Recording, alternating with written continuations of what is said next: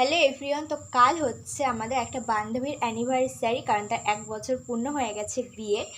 তো মানে আমাদের সমস্ত গিফটপত্র সব কিছু রেডি করা আছে। আর এদিকে আমার আইব্রোসের অবস্থাটা দেখো, একদমই তোলা নেই।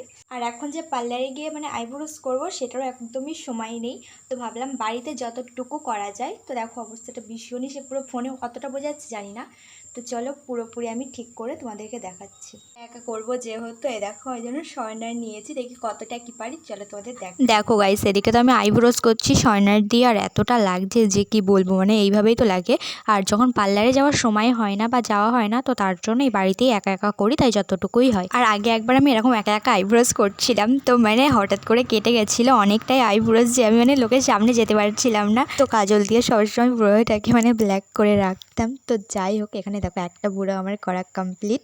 আর তোমরা জানি না কতটা কি ফোনে দেখতে পাচ্ছ, তবে মানে এক সাইডটা ভীষণই ভালো লাগছিল আর এক সাইডটা তো আমি করিনি। তো প্রথম আইব্রো যেটা আমি করেছিলাম সেটা তো তোমাদের দেখালাম, আর যথেষ্ট ভালো হয়েছে, খারাপ হয়নি। কিন্তু পরে আরেকটা যেটা আমি করতে গেছিলাম সেটা না আমি একটু বেশি করে কেটে ফেলেছি। মানে প্রতিবারই এরকম হয়, যখনই আমি একা একা করতে যাই একটা না একটা খারাপ হবেই। তো দেখো তারপরে দুটো অনেক কষ্ট করে সমান টমান করে ঠিক করেছি, জানি না কেমন লাগছে আমাকে।